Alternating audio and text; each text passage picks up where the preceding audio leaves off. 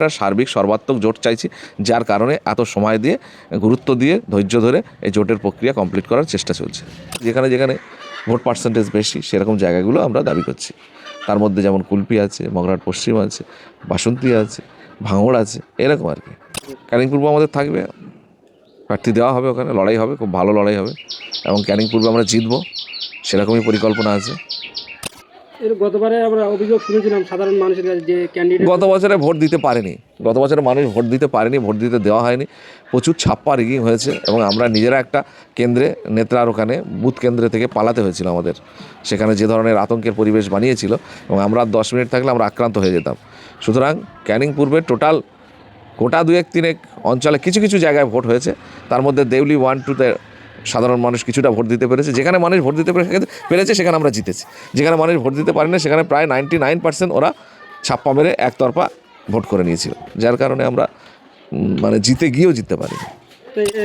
গত 5 বছর আপনারা তো ক্যানিং পূর্বে সেভাবে কোনো অ্যাক্টিভিটিস করেননি, এবারে যখন 26-এর নির্বাচন আসবে আপনারা আস্তে আস্তে সেখানে যাবেন, কীভাবে? ক্যানিং পূর্বে অ্যাক্টিভিটিস করিনি বললে হবে না, আমরা হয়তো প্রকাশ্য করিনি, প্রকাশ্য মিটিং মিছিল জনসভা করিনি, যেটা করলে হয়তো আমাদের যারা কর্মী সমর্থক আরও বেশি আক্রান্ত হতো, ঘরছাড়া হতো, সেই কারণে আমরা প্রকাশ্য কিছু করিনি। কিন্তু সাংগঠনিক কার্যকলাপ আমাদের কন্টিনিউয়াস রানিং আছে এবং 15 দিন 1 মাসের মধ্যে 1-2 বৈঠক আমাদের হয়। আমাদের কর্মী সমর্থক নেতৃত্ব যারা আছে তাদের সঙ্গে কন্টিনিউয়াসলি আমাদের যোগাযোগ আছে এবং আমাদের মোটামুটি সাধারণ মানুষের সঙ্গে একটা কন্ট্যাক্ট আমাদের আছে। ভোট ঘোষণার পরে কি প্রকাশ্য ক্যানিং পূর্বে 100 বার মিটিং মিছিল নিশ্চয়ই হবে, তখন নির্বাচন কমিশনারের হাতে দায়িত্ব থাকবে এবং প্রশাসন একটা নিউট্রিলাইজ জায়গায় থাকবে এবং আমরা নির্বাচন ঘোষণা হলে প্রার্থী ঘোষণা হবে, প্রার্থীকে সঙ্গে নিয়ে লড়াইয়ের ময়দানে ক্যানিংয়ে চাপাবো।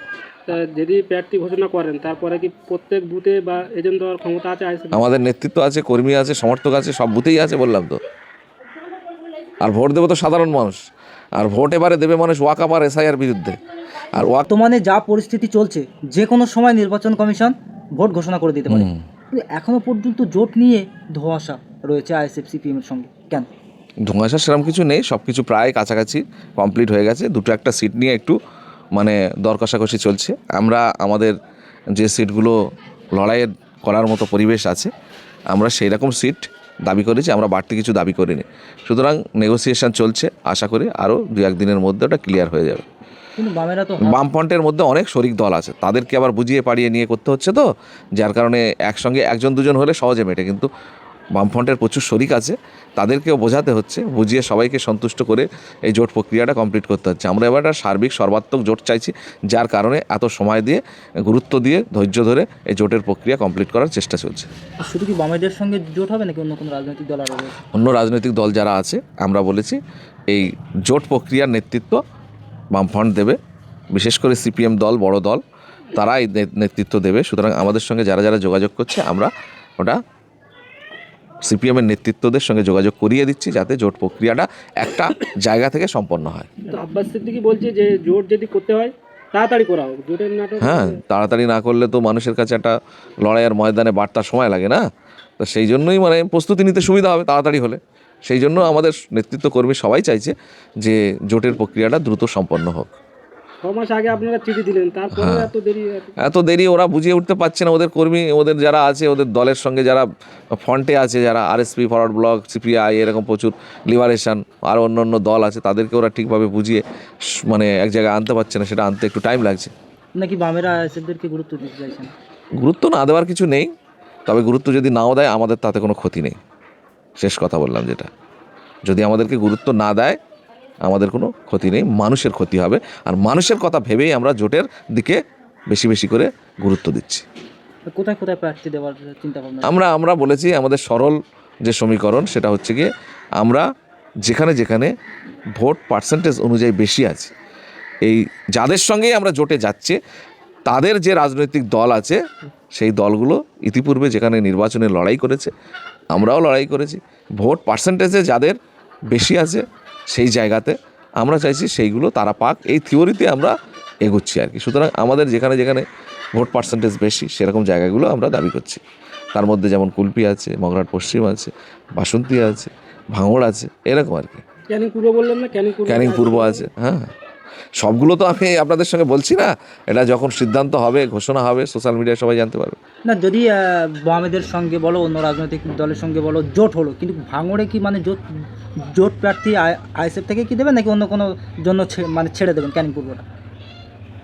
না, ভাঙড়ে তো আমরা জিতে আছি, সুতরাং অন্য কোনো দল এই সিট চাইবে সেটা তো আমার মনে হয় না, আর সেটা চাইবে না। কারণ এইটা যদি কেউ মনে করে যে ভাঙড়ের সিটটা ছেড়ে দিয়ে আইএসএফ জোট করবে, তাহলে তো আমি বলবো সে জোট চাইছে না। কারণ আমি আমার জেতা সিট ছেড়ে দিয়ে কোনো দিন আমি জোট করব বলেন? সে কেউ করবে, কংগ্রেস করবে, সিপিএম করবে, অন্য কেউ করবে? কোনো দিন করবে? কোনো দিন করবে না। সেই কারণে আমার জেতার সিট আমার থাকবে, এইটাকে মাথায় রেখেই জোট হবে। এবং এইটা যারা চাইবে না, মনে করতে হবে তারা এই মানুষের স্বার্থে রাজনীতি করছে না। হুমায়ুন কবিরের সঙ্গে কি জোটের কোনো কথাবার্তা হচ্ছে? ওই বললাম যে সিপিএমের ওপর দায়িত্ব, এগুলো বামফ্রন্টের ওপর দায়িত্ব দেওয়া হয়েছে জোট প্রক্রিয়া করার জন্য। আমরা আমাদের যেটা দাবি সেটা নিয়ে আমরা সন্তুষ্ট থাকতে চাই এবং সেগুলো নিয়ে আমরা লড়াইয়ের ময়দানে ঝাঁপিয়ে পড়তে চাই। ক্যানিং পূর্ব বিধানসভা নিয়ে কী চিন্তা ভাবনা আইএসএফের? ক্যানিং পূর্ব আমাদের থাকবে, প্রার্থী দেওয়া হবে, ওখানে লড়াই হবে, খুব ভালো লড়াই হবে এবং ক্যানিং পূর্বে আমরা জিতবো, সেরকমই পরিকল্পনা আছে। এর গতবারে আমরা অভিযোগ শুনেছিলাম সাধারণ মানুষের কাছে যে ক্যান্ডিডেট গত বছরে ভোট দিতে পারেনি, গত বছরে মানুষ ভোট দিতে পারেনি, ভোট দিতে দেওয়া হয়নি, প্রচুর ছাপ্পা রিগিং হয়েছে এবং আমরা নিজেরা একটা কেন্দ্রে, নেত্রার ওখানে বুথ কেন্দ্রে থেকে পালাতে হয়েছিল আমাদের। সেখানে যে ধরনের আতঙ্কের পরিবেশ বানিয়েছিল এবং আমরা 10 মিনিট থাকলে আমরা আক্রান্ত হয়ে যেতাম।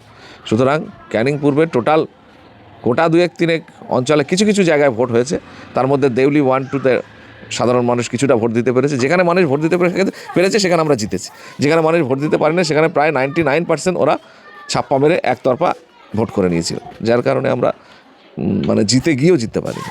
তো এই যে গত 5 বছর আপনারা তো ক্যানিং পূর্বে সেভাবে কোনো অ্যাক্টিভিটিস করেননি, এবারে যখন 26-এর নির্বাচন আসবে আপনারা আস্তে আস্তে সেখানে যাবেন, কীভাবে? ক্যানিং পূর্বে অ্যাক্টিভিটিস করিনি বললে হবে না, আমরা হয়তো প্রকাশ্য করিনি, প্রকাশ্য মিটিং মিছিল জনসভা করিনি। যেটা করলে হয়তো আমাদের যারা কর্মী সমর্থক আরও বেশি আক্রান্ত হতো, ঘরছাড়া হতো, সেই কারণে আমরা প্রকাশ্য কিছু করিনি। কিন্তু সাংগঠনিক কার্যকলাপ আমাদের কন্টিনিউয়াস রানিং আছে এবং 15 দিন 1 মাসের মধ্যে 1-2 বৈঠক আমাদের হয়। আমাদের কর্মী সমর্থক নেতৃত্ব যারা আছে তাদের সঙ্গে কন্টিনিউয়াসলি আমাদের যোগাযোগ আছে এবং আমাদের মোটামুটি সাধারণ মানুষের সঙ্গে একটা কন্ট্যাক্ট আমাদের আছে। ভোট ঘোষণার পরে কি প্রকাশ্য ক্যানিং পূর্বে 100 বার মিটিং মিছিল? নিশ্চয়ই হবে। তখন নির্বাচন কমিশনারের হাতে দায়িত্ব থাকবে এবং প্রশাসন একটা নিউট্রিলাইজ জায়গায় থাকবে এবং আমরা নির্বাচন ঘোষণা হলে প্রার্থী ঘোষণা হবে, প্রার্থীকে সঙ্গে নিয়ে লড়াইয়ের ময়দানে ক্যানিংয়ে ঝাঁপাবো। তা যদি প্রার্থী ঘোষণা করেন তারপরে কি প্রত্যেক বুথে বা এজেন্ট দেওয়ার ক্ষমতা আছে আইএসএফ? আমাদের নেতৃত্ব আছে, কর্মী আছে, সমর্থক আছে, সব বুথেই আছে বললাম তো। আর ভোট দেবো তো সাধারণ মানুষ, আর ভোট এবারে দেবে মানুষ ওয়াকআপ আর এসআইআর বিরুদ্ধে। আর ওয়াকআপ আর এসআইআরকে সমর্থন করেছে রাজ্য সরকার, কেন্দ্র সরকার। কেন্দ্র সরকার ওয়াকআপ এবং এসআইআর মানুষের ঘাড়ে চাপিয়ে দিয়েছে আর এটাকে সমর্থন করে লাগু করিয়েছে কে? রাজ্য সরকার। সেই কারণে বলবো যে মানুষ ভোট দেবে এসআইআর এবং ওয়াকআপের বিরুদ্ধে। সুতরাং যারা ওয়াকআপের আইন লাগু করেছে, যারা এসআইআরকে ত্বরান্বিত করেছে, তাদের বিরুদ্ধে মানুষ ভোট দেবে। আর আমাদের সমর্থক যারা, আমাদের পার্টির নেতৃত্ব কর্মীরা বুথে থাকবে, আমরা জিতব। না, কিছু কিছু বিধানসভা থেকে হয়তো আপনারা জিতলেন, কিন্তু সরকার কি পরিবর্তন করতে পারবেন, সম্ভাবনা রয়েছে? এবারে যা পরিবেশ আছে, আমরা যৌথ জোট করে লড়তে চাইছি কেন? মানুষের একটা আবেগ আছে এবং এই অন্যায়ের বিরুদ্ধে মানুষ কিন্তু এবারে প্রতিবাদ জানাবে ব্যালটের মাধ্যমে, ভোটের মাধ্যমে। সুতরাং পরিবর্তন হতেও পারে। আমরা কিছু সিট পেলাম, কিন্তু আমাদের জোট সঙ্গীরা সিট পাবে। সবগুলো এক জায়গায় করলে সরকার পরিবর্তন হয়ে যেতে পারে। কংগ্রেস যে একা লড়ার সিদ্ধান্ত নিয়ে যেতে, কংগ্রেস তার কী চিন্তাভাবনা আমি জানি না। কংগ্রেস অলরেডি একটা আলাদা অঙ্ক কষে নিয়েছে যে পশ্চিমবঙ্গে আমাদের তো কিছু নেই, লড়াই করলে খুব বেশি 1-2 সিট হবে। সুতরাং দিল্লির অঙ্ক হচ্ছে কি তৃণমূলের যদি এখানে যা সিট পাবে সেটা যাতে কংগ্রেসকে সাপোর্ট করে, এরকম একটা অঙ্কের জায়গা থেকে ওরা দিল্লির অঙ্ক কষে আগে ভাগে এই জোট প্রক্রিয়া থেকে বাইরে চলে গেছে। সাধারণ মানুষের যে দাবি, সাধারণ মানুষের যে আবেদন, সাধারণ মানুষের মনের ইচ্ছার বিরুদ্ধে ওরা এই জোটের বাইরে চলে গেছে। ওরা আগামী দিনে এই মানুষের জবাব ওরা পাবে। ক্যানিং পূর্বের সাধারণ মানুষদের উদ্দেশ্যে কি বলবেন? সাধারণ মানুষকে বলবো, আপনার কবরস্থান চলে যাচ্ছে, আপনার বুকের ওপর দিয়ে আজকে বুলডোজার চলবে, আপনার মসজিদ মাদ্রাসা চলে যাচ্ছে, এসআইআর করে আপনার নাম বাদ দিচ্ছে। সেই এসআইআরে কর্মী বাহিনী দিয়ে কেন্দ্র সরকারকে সাপোর্ট করেছে রাজ্য সরকার। দিদিমণি বলেছিল আমার বুকের ওপর দিয়ে এসআইআর হবে, আমার মৃত লাশের ওপর দিয়ে এসআইআর হবে।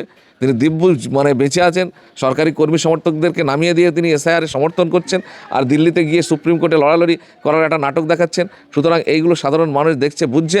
সেই আবেদন করব যে জেনে বুঝে বিবেক বিবেচনাকে বন্ধক না দিয়ে সঠিকভাবে বিশ্লেষণ করে সঠিক জায়গায় ভোট দেবেন, তাহলে আপনি আবারও বেঁচে পড়তে থাকতে পারবেন, আপনার ওয়াকফ সম্পত্তি উদ্ধার করতে পারবেন, এইটুকুনি বলবো।